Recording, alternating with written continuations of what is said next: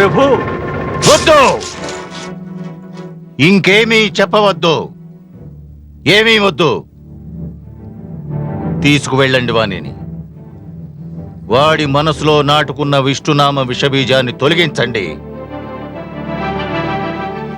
ఆ మూర్ఖునికి తెలియచేయండి ఈశ్వరుడెవరనేది.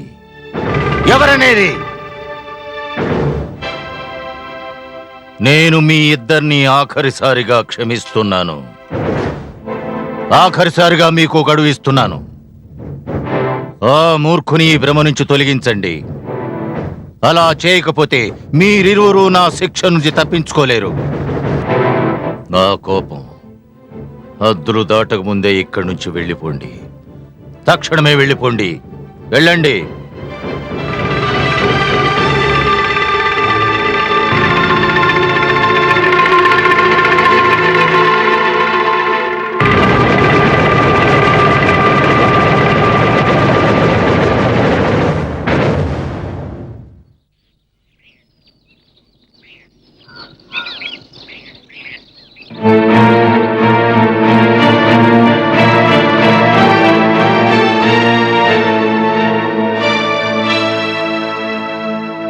ఇదే తమరు చెయ్యే రాజకుమారా.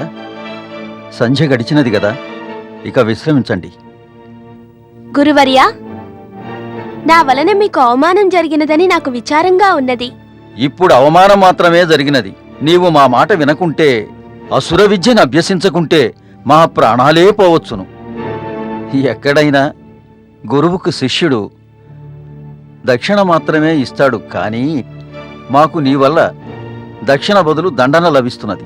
శిష్యుని యొక్క ధర్మము గురువు మనసు తెలుసుకొని వారిని సేవించడం.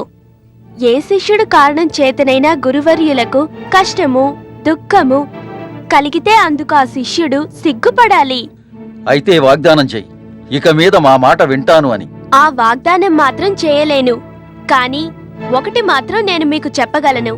ఇక ముందు నా వల్ల మీకు ఎటువంటి కష్టమూ కలగదని. ఒక్కోసారి నీ తీపి పలుకులు వింటుంటే సంతోషముగానే ఉంటున్నది. ఒక్కొక్కసారి కఠోర వచనాలు వింటుంటే మా ప్రాణాలు కొట్టుకుంటున్నాయి. కఠోర వచనాలా?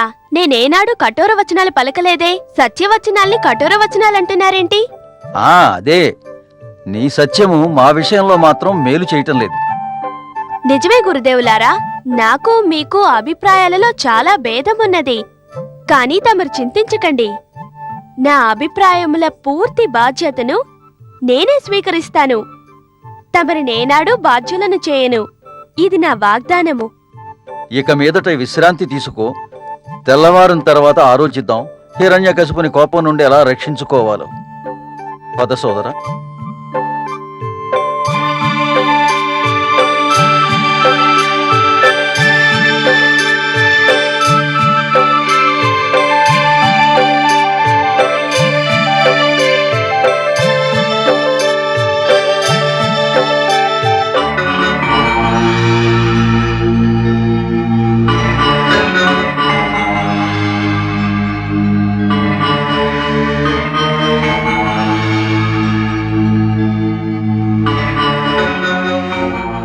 స్వామి,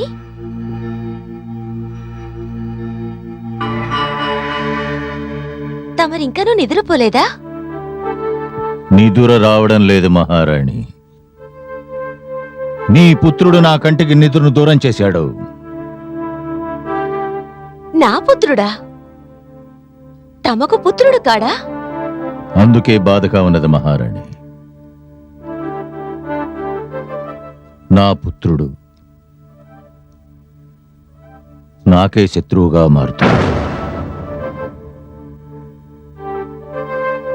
నా రక్తమే నాపై తిరుగుబాటు చేస్తున్నది.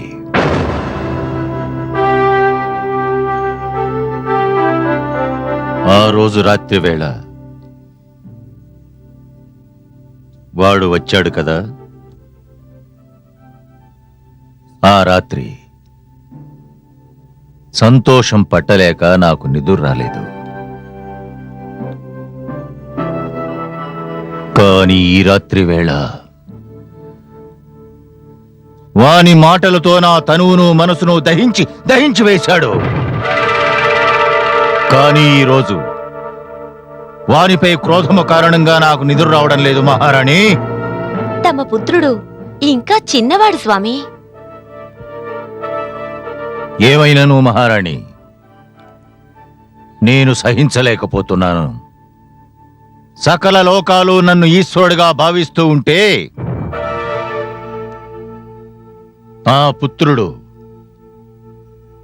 తన మనసులో విష్ణు రూపాన్ని ప్రతిష్ఠించుకున్నాడు మహారాణి, ప్రతిష్ఠించుకున్నాడు. ఎంత దూరం వెళ్ళాడో చూసావా వాడు? అది బాల్య చేష్ట. బాలుని పంతానికి తమరీ విధంగా క్రోధితులవ్వడం ఉచితం కాదు స్వామి. ప్రేమతో నచ్చ చెబితే మారగలడు. పుత్రుడనే వానిపై మమకారము కలుగుతున్నది. కాని ఒక తండ్రిగా వానిపై క్రోధము కలుగుతున్నది. నా భయమేమిటంటే మహారాణి, నాలో క్రోధము నా ప్రేమ హద్దులను చెరిపివేస్తుందేమోనని. వాడు నన్ను ఈశ్వరునిగా భావించే తీరాలి. అలాగే భావిస్తాడు స్వామి. తమరు గురుదేవులపై నమ్మకం ఉంచండి. మహారాణి, ఒకవేళ అలా జరగకపోతే నీ పుత్రుడు ప్రహ్లాదునికి మృత్యువు నిశ్చయం. నిశ్చయం. నిశ్చయం. నిశ్చయం.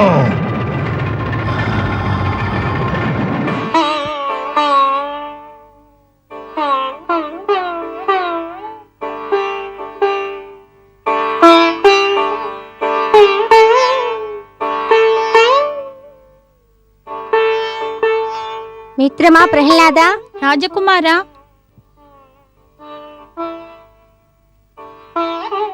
అరే ఏమైంది వీనికి?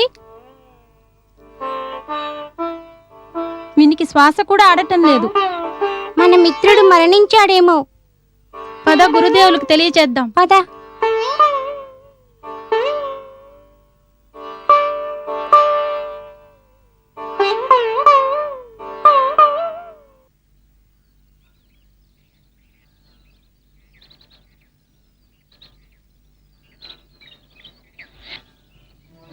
గురుదేవా గురుదేవా గురుదేవా గురుదేవా, త్వరగా పదండి, రాజకుమారునికి ఏదో అయినది. ఏమైనది? వానికి శ్వాస ఆడటం లేదు. అవును గురుదేవా, వాడు మరణించినట్లున్నాడు. అలా అయితే అనర్థం జరిగిపోతుంది. పదండి. పదండి.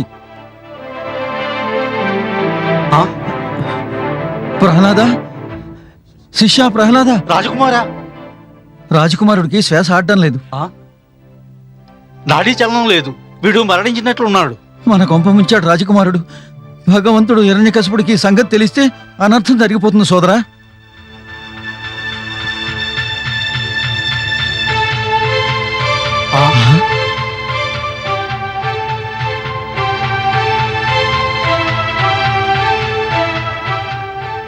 ఏమైనది?